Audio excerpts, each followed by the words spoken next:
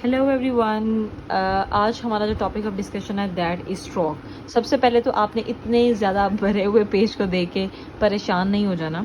Basically stroke एक बहुत ज़्यादा इम्पॉर्टेंट टॉपिक है और मैंने कोशिश की है कि जितनी सारी चीज़ें मैं इस एक पेज के अंदर ही आपको बता सकूं टोटल स्ट्रोक के बारे में, कि रिटन के अंदर क्या क्वेश्चन आता है, वाइवा के अंदर क्या पूछते हैं, या क्या क्या पॉइंट्स आपको पता होना चाहिए, वो मैं इस एक पेज के अंदर समराइज़ कर सकूँ।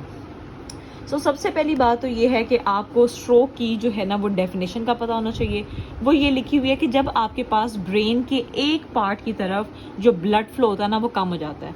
अब वो जो ब्लड फ्लो ब्रेन के एक पार्ट की तरफ वो या तो किसी ब्लॉकेज की वजह से हो सकता है, यानी वो वेसल जो है वो ब्लॉक हो गई है, या फिर ये है कि आपके पास कोई जो ब्लड वेसल है वो रप्चर कर गई है। ठीक है, तो उसकी वजह से ब्रेन के एक पार्ट की तरफ अगर ब्लड कम हो गया है ब्लॉकेज की वजह से या रप्चर की वजह से, तो आपके पास क्या होता है, स्ट्रोक होता है।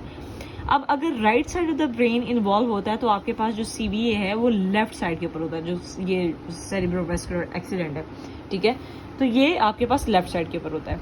अब स्ट्रोक दो तरह से होता है, एक होता है हेमरेजिक स्ट्रोक, एक होता है इस्कीमिक स्ट्रोक। हेमरेजिक स्ट्रोक वो ये है कि अगर आपके पास ब्लड वेसल रप्चर करेगी ना, यानी आपके पास एक वेसल फट गई है, तो वो हेमरेजिक स्ट्रोक है, वहाँ से ब्लड लीक करता है। इस्कीमिक स्ट्रोक बेसिकली ये होता है कि जब आपके पास ब्लड वेसल के अंदर कोई ब्लॉकेज होती है, कोई क्लॉट आ जाता है, तो उस टाइम पे आपके पास जो पार्ट ऑफ द ब्रेन है उसकी जो ऑक्सीजन सप्लाई होती है वो कम हो जाती है और आमतौर पे वो एरिया डेड हो जाता है।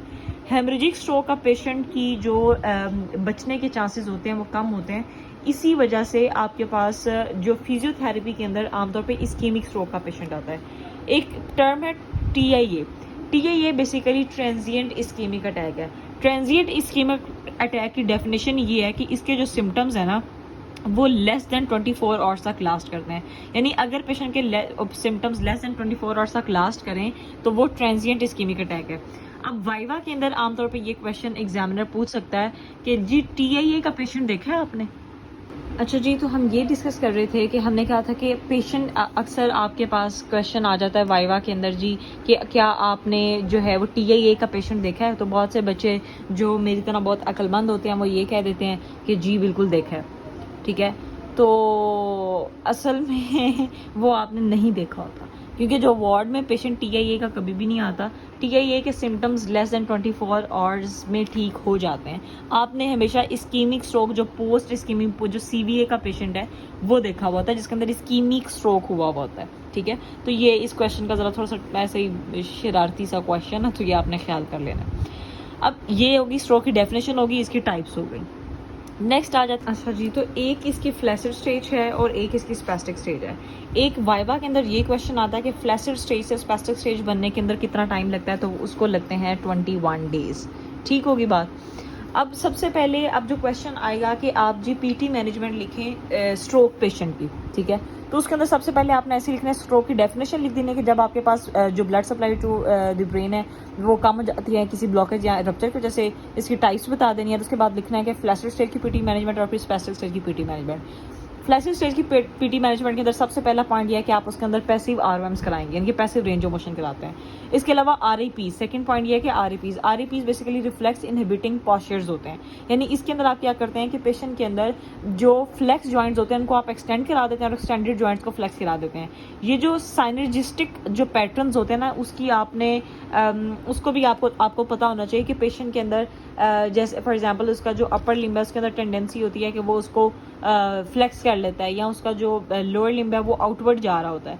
आपने जो पेशेंट का पॉस्चर आ रहा होता है ना उसको इनहिबिट करना है, तो उसकी रिफ्लेक्स इनहिबिटिंग पॉस्चर्स RIPs हम इसको कहते हैं। इसके अलावा पॉस्चरल केयर करनी है, क्योंकि अगर आप पॉस्चरल केयर पेशेंट के अंदर नहीं करेंगे तो उसके अंदर बेड सोर्स बन जाएंगे, और जब बेड सोर्स बनेंगे तो उसकी जो इम्यूनिटी है वो कम हो जाएगी और उसके अल्टीमेटली इन्फेक्शन, चेस्ट इन्फेक्शन वगैरह हो सकते हैं। ठीक है, इसके अलावा ये होती है कि आपने उसके अंदर प्रोप्रियोसेप्शन डेवलप करनी है। प्रोप्रियोसेप्शन डेवलप करने के लिए आप ये सारी चीज़ें करा सकते हैं। सबसे पहले वेट बेयरिंग एक्टिविटीज़ करा सकते हैं, पीन अप की techniques, functional task specific training, tactile feedback और मिरर थेरेपी। ठीक है, टास्क स्पेसिफिक ट्रेनिंग के अंदर ये है कि पेशेंट को आप कोई ना कोई काम देते हैं, छोटा मोटा कोई खाना खाना या अच्छा जी, तो नेक्स्ट आपके पास ये आ जाते हैं कि आपने उसके अंदर रिफ्लेक्सेस इनिशिएट करवाना है। रिफ्लेक्सेस इनिशिएट करवाने के लिए आपने इसके अंदर ये लिखना है कि ये लेब्रिंथाइन रिफ्लेक्स यानी कि जो राइटिंग रिफ्लेक्स है इसके लिए इंपॉर्टेंट है। अब ये क्या चीज़ है, ये बेसिकली आपके पास वेस्टिबुलो ऑक्यूलर स्पाइनल रिफ्लेक्स होता है, जो कि इनर ईयर सेमी सर्कुलर जो कैनाल्स होती है ना वहाँ पे और होता है। ये रिफ्लेक्स बेसिकली आपकी बॉडी की नॉर्मल ओरिएंटेशन के लिए ज़रूरी होता है। जब भी आपकी बॉडी उसकी अपराइट पोजीशन से अवे जाती है ना, जैसे हम पहले बात कर रहे थे कि उस पेशेंट के अंदर टेंडेंसी है कि ऊपर लिम्ब को फ्लेक्स करेगा, लोअर लिम्ब आउटवर्ड जा रहा है, तो जब भी आपकी बॉडी अपराइट पोजीशन से बाहर की तरफ जाती है ना, तो इस रिफ्लेक्स का इनिशिएट होना जरूरी है। इसलिए आप पेशेंट के अंदर रिफ्लेक्सेस को इनिशिएट कराने की कोशिश करते हैं और प्रॉपर रिसेप्शन वगैरह करवाते हैं। इसके अलावा उसका बैलेंस कंट्रोल जो है वो आपने बेहतर करना है। इसके अलावा अगर पेशेंट जो है वो कॉन्शियस है तो आपने उसको कहना है कि जो है वो उठ के बैठे, ठीक है।